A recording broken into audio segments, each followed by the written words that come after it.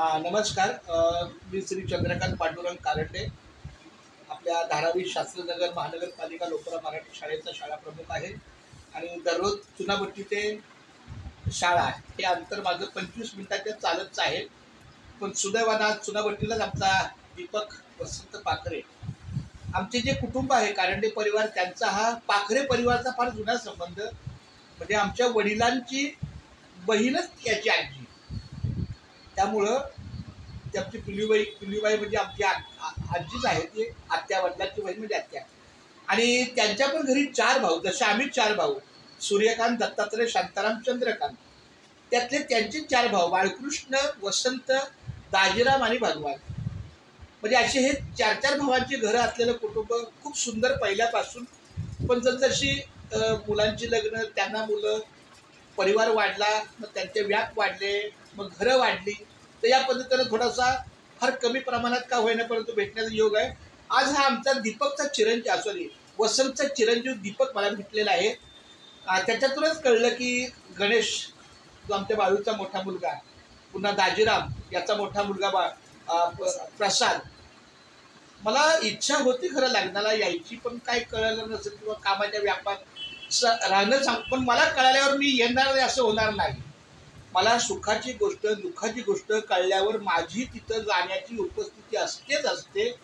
आज या प्रसादच्या, दीपकच्या माध्यमातून कळालं की घरातली काही लग्न झाली, पण ती धावपळी झाली, पण ठीक आहे, काय हरकत नाही. हा दीपक भेटला, मला खूप बरं वाटलं. हा ठीक आहे. आता बघा, हा दीपक बघा काय सांगतो, माझ्या लग्नाला या.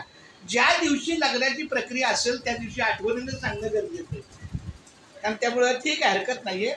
पण आमचे आशीर्वाद आहेत वधूवरांना, माऊलीचे आशीर्वाद आहेत आमच्या वर बापांना, पांडुरंगाचे आशीर्वाद आहेत सगळ्या पाखरे कुटुंबियांना. त्यामुळं थोडंसं अल्पशा का होईना परंतु दुःख हे असतंच. कारण शेवटी एवढी मैत्रीची आणि कौटुंबिक धाग्याची गोष्ट, त्या आनंदाच्या सोहळ्यामध्ये आपण पण एक सहभागी असल्याचं एक समाधान असतं, जे मला अद्याप मिळालं नाही. कारण याची बहीण आहे, तिच्या बहिणीचा विद्याच्या पण लग्नाला मला तसं कळवता आलं नाही, किंवा कळवलं तरी नुसतं फोन करणं गरजेचं आहे. फोन करणं, 1 रुपयाचा फोन आणि 1 रुपयाचं मिनिट. आता मी तुमच्याशी बोलतोय, 2 मिनिटं बोलेल, समाधान आहे. तसा 1 रुपयाचा खर्च फोनचा आणि 1 रुपये बोलण्यातला, अशा प्रकारचा जर 2 रुपये त्या नात्याला दिले तर समोरचा व्यक्ती आपल्या जिव्हाळ्याचे 2 तास देतो. त्यामुळे ही मानसिकता महत्त्वाची. पण असो, माऊलीची कृपा. दीपक, सध्या तू काय करतोस सांग. आता आमचा हा दीपक आहे, दीपक वसंत पाखरे, याच्याशी आपण जरा बोला. तू काय करतो सांग, मला एक आठवण. कामाला तू तुझ्या कामाचं स्वरूप सांग.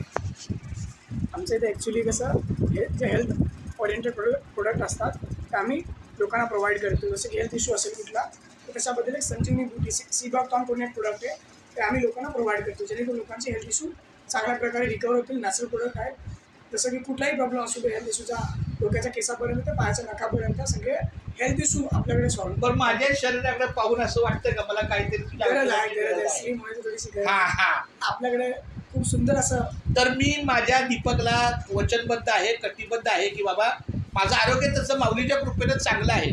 परंतु काय असतं, थोडं खाण्याचं मला व्यसन आहे. मी प्रामाणिकपणे सांगतो, मी मांसाहारी नाही आहे, मला कुठलंही व्यसन नाही आहे. फक्त एकच व्यसन आहे की जे मिळेल ते खाणं आणि पोटभर खाणं. कारण लहानपणी जी काय त्या वेळेनुसार काय भूक मिळली असेल तर ती पुन्हा भूक जागृत होते.